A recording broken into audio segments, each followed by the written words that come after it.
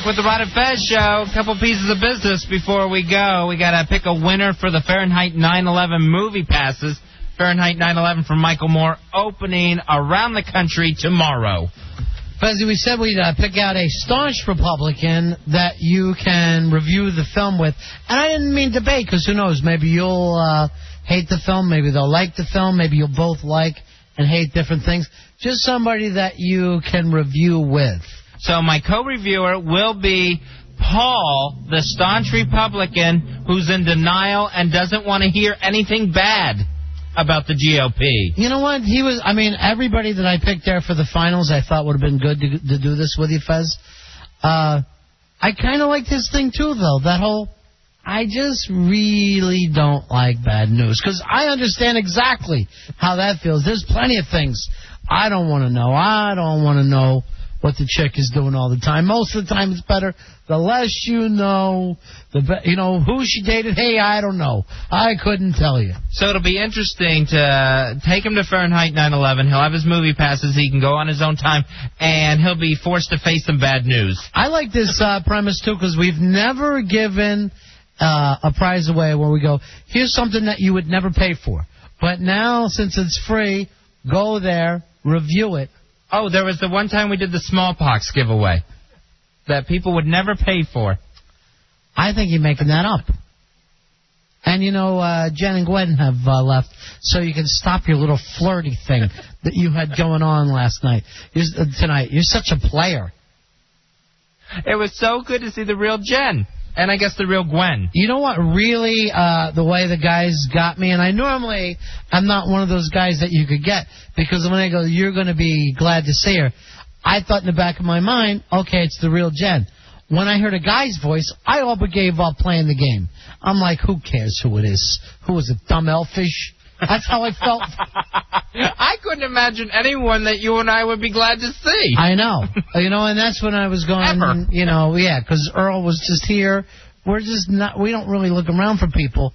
And the reason why I didn't recognize KOP's voice is I knew that was just, I wasn't even thinking him, because that would be like suddenly me putting the mask over your head, me walking in. How's that going to fool you? It'll be just done. All right, we're going to play this last game show. You should be able to play poker, because you're going to have to play a couple of poker shots. Jason from Dead Money Poker's coming in. Going to be running, I guess you would call it a mini tournament, just 4 people. It'll be under real poker rules. He'll explain it to everybody as they come in. And a poker game will be going on tomorrow night. Winner going to Las Vegas. And that is courtesy of American Casino that you can watch on the Discovery Channel on Friday nights. So we have one last position in the mini poker tournament. One last $100 qualifying question. Here it is.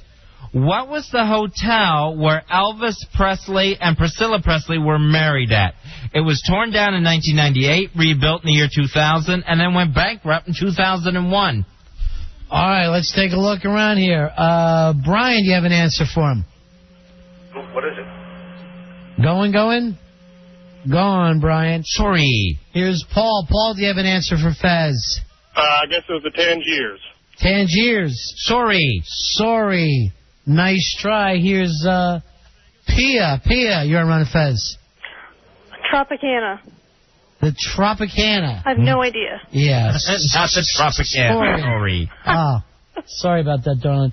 Here's Jeff. Jeff, do you have an answer for Fez? The Aladdin. There you go, Aladdin. my friend. Awesome. Jeff, how did you know that one? I guessed. I knew it was torn down recently, so I just guessed. Tried to guess which one was torn down. Very, very nice. That's using the kind of logic you're going to need in poker. Jeff, exciting night for you tomorrow night. All right, let's go over the 4 people that we have playing this. Go out and grab us all the names, Wonder Boy. And make sure you get a hold of all these people in the morning, Wonder Boy. Let them know what time it starts. I don't want any problems. I want everybody to show up. And this is kind of exciting. Winner wins a trip to Vegas, which is, I mean, talk about your luck suddenly. You win a free trip to Vegas, you're going to feel like the luckiest guy in the world. Yeah, then you already got your lucky streak headed into Vegas before you even land at the airport. That's when you start to nickname yourself Let It Roll. And then I suggest play those airport slots that are so loose. Oh.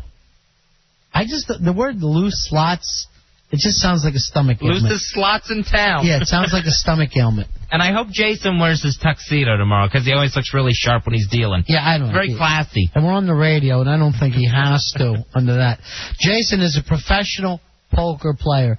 And this whole poker explosion has actually helped him, because a lot of people who wouldn't be playing poker in the old days are now out there they're almost the loosest slots that you could do.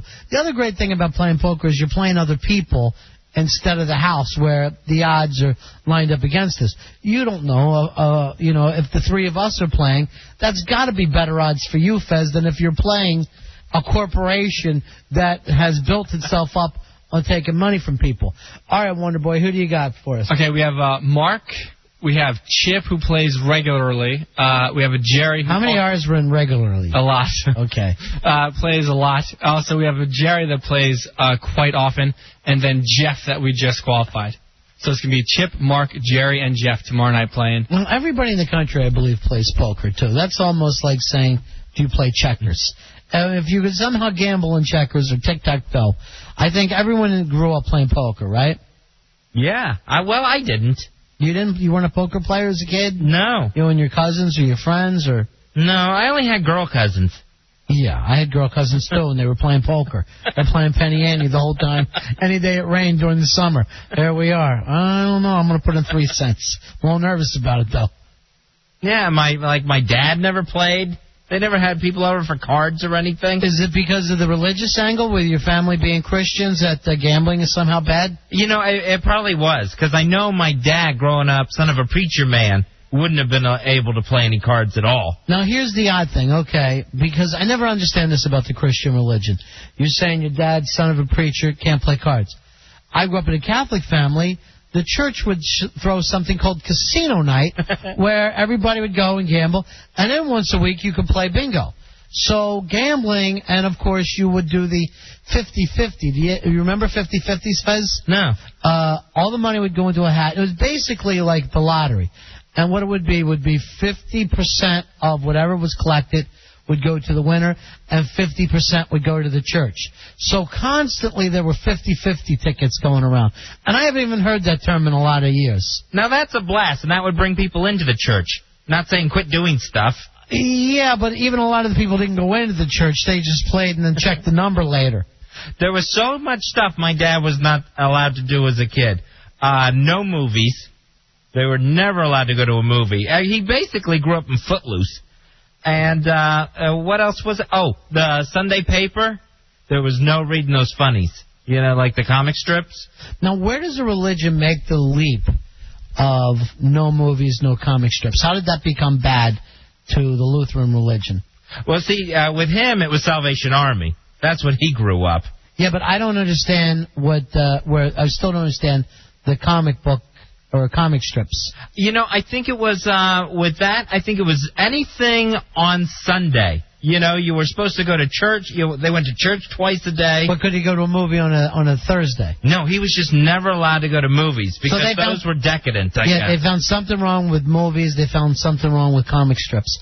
The other thing that always surprises me when I hear that from people, I always think, why stay with that religion? Why stay with any religion that you can't possibly enjoy? I don't know what the selling factor is there, even there for the preachers. They go, hey, if you join us, you won't be able to do anything fun at all. My grandmother didn't speak to my brother Corky for about a year because she was coming home from church one day. Her church lady friends were driving her home, pulled in the driveway, and he was there mowing her lawn. And she was humiliated that someone was doing work on Sunday in her yard in front of her church lady friends. Even yard work? Even yard work. So those two didn't speak for a while, and the yard was a mess after that. It was like growing knee-high. Yeah, I'd never cut a lawn again. That's what he said. I'm doing you a favor and you're going to complain? No, that's not happening. He never did. Now, Wonder Boy, you grew up a Catholic kid? Yeah, I did. But we had card games and stuff. Yeah. We're Roman Catholic, but we were allowed to go to the movies. Well, the Catholics, at least that I remember, it was everything in moderation. So you're allowed to drink, you're allowed to eat. I mean, they would say moderation. Then they also had the pancake breakfast where it's all you could eat for a couple of bucks, and you ate as much as you possibly can. Let me check with the guys in the back. Is anything in their religion kept them from having fun? One thing my parents wouldn't let us do was MTV. MTV was strictly forbidden. If they came in and... But that wasn't a religious thing. That was just their own... No, it was based on the sex, and the sex part of the Bible is very important. Like, they don't have any kind of sexual contact at all. Yeah. It's real big with them. I'm sure they were worried that you were at an age where you were actually having sex. And plus, who wants to come home and hear that racket on their nice, beautiful TV when you want to watch Jeopardy? The one thing that for me, always felt strict was my family was no meat on Friday when I was a kid growing up. And then the church got away from that. But we did a lot of, pancake Fridays and stuff. And I'm like, come on. Can't have sausage with it? It's insane. All right, any of you guys had any kind of religious stuff that you couldn't do anything fun? I was Methodist, and the only thing that my grandparents wouldn't let me do, because I spent the night over their house Saturday night so I could go to church with them Sunday morning, I couldn't watch the Saturday night main event wrestling. Oh, man. Because it was too late? It was too late, and they wanted me to be ready for church and not have that garbage in my head. Yeah, I need a little garbage in my head. Let me check with Kevin Rogers. Kevin, what do you got for us? Yeah, the no meat on Friday thing, as well as my grandmother would always tell me I was doing something that was sinful. Now, your people, were they real Italian Catholic? Yeah. So that's even, were they only in this country for a couple of generations? Yeah, grandparents were very strict, so They came from the land of strict. You know what I had given to me today, Fez? It was a medal from the Pope, from the Vatican, blessed by the Pope. No way. Yeah, Gail Scola brought it home with her today, so that was very nice. That is nice. Yeah, I'm selling it on eBay later. I mean, I think it goes for $12, but if you sell it as being blessed by the Pope, that's got to be something. Definitely. Yeah. All right, let's check with Big Sid. Sid, you grew up kind of religious, right? Yeah, my mom's a real big religious nut. And what religion is that? Baptist. All right, she's a big Baptist nut. And when you say nut, you're literally saying crazy. All she talks about. It's just ridiculous. Yeah. I wasn't allowed to watch The Simpsons till 10th grade. Last year. Based on what? You missed all the Tracy Ullman years. Yeah. There were so many TV shows and stuff and movies I just couldn't watch up a year through high school. All right, if we would have known this, we would have called you Footloose. That's what we would. That would have been your nickname. But why, when you got to 10th grade, were you suddenly allowed to sin? That's what I never understand with some of these things. Like your dad saying, I could never watch movies. Now that he's a man, yeah, I watch TV. He has basically a movie theater in his home, and yet he's still the same religion. So either he's decided I'm different with the religion, or the religion's changed. And he reads the funny papers. Just like for now, for some reason, a Catholic can sit down on a Friday, and eat a cheeseburger until it's Good Friday, and then the Friday rule is open again. Somehow, it's now just taken back to one Friday, which, believe me, I just go along with, like, hey, it's worth it. Even though I find it hypocritical, I'm still going, hey, I'd rather have steak. All right, what else for you, Sid? There was, I had to go to church every Sunday. Yeah. Me too. And Sunday school. Were you allowed to rub yourself lightly, or was that a sin? No, lightly was okay. Good. Now, with the cooking, my grandmother, she would actually have to fix the Sunday dinner Saturday night. And whatever they were having, that was going to sit there in a pot all night, and then they would eat it on Sunday because she wasn't going to cook on Sunday. That's work. Oh, so it's every Sunday is leftovers. But here's what bothers me. She can heat it up. Heating up does not work. That annoys me because you can find something. Putting your shoes on is some amount of work. And they're not even saying leisure. So you can't go out and play wiffle ball, right? You've got to lay around and, You're supposed to be singing and talking about the Lord. Right, yeah. You're going to church twice on the same day anyway, so there's just really no time except to have the leftovers. Anything that happens twice a day, I don't care what it is, it's asking too much. Sex twice a day, and people will burn out on it before you know. I used to go to church with my grandparents. The Sunday night service went on and on and on. It just never stopped. And someone in the crowd would yell an amen. Then there would be a testimony. So it's not even like you have the scheduled plan of events in the bulletin of the program or whatever the worship folder, where you know, all right, we've made it this far. We only have these 3 things left to do. Because it's just a night at the Improv. Yeah, I can't imagine. I think I would just break down and scream, I'm on the devil's team, and run out. I wouldn't be able to put up with that kind of length. I forgot about this, though, Fez, when you brought up the thing. And I don't know whether Wonder Boy went along. Did you go far enough where you can get communion and all that, Wonder Boy? Oh, yeah. I confirmed the whole thing. Now, do you remember that you couldn't eat before Mass because you were going to take communion, and for some reason the holy host doesn't mix with eggs? So you would be sitting there...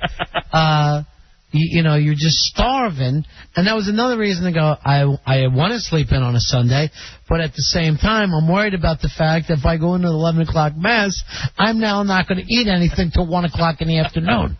They started to, the amount of time you had to let lapse started to get rolled back. Yeah, so finally they would go a couple hours. It's down like to like swimming. As long as you're not eating in church, the 45 minutes is now enough. But when I started, it was like that morning was no good. My mom was saying that they had to stop the night before when she went through catechism school. You couldn't have anything, say, at midnight. You know what I mean? That was the... I think that's the way I remember it, too. I know when I got up in the morning, I couldn't have breakfast. Oh, no. And I would go like this. What if it's just cereal? My mom was like, no. I can't tell you how starving. And I would be sitting in the church, and all I would hear is blah, blah, blah. And I would just be thinking that my dad's making gigantic pancakes as I sit here. Because Sunday was like my dad's day to pancake it up, and they would just have to be enormous because, a normal thing is dumb because he's making super pancakes. And I would literally fantasize the whole time that whatever the priest was talking about. The best Sundays were when I got to skip Sunday school and go to breakfast with my parents because they always go after church. They still do. And that was very rare when you got... I remember being so disappointed when I was real little and school had let out for the summer, and then I was told I had to go to Sunday school that Sunday, and I thought Sunday school let out for the summer, too. And it's year-round, baby. Oh, what a nightmare. Well, I don't know how we got into it, Fezzy, but you're doing good. You're going to make it one of these days. Thank you. You'll put enough time in that you'll be forgiven your sins, and everything will be good with everybody. Tomorrow night on the Ron and Fez show, a trip to Vegas will be given away. We'll see you guys at 7 o'clock. I'm going to go home and eat some giant pancakes. I'm starving. It's the Ron and Fez show.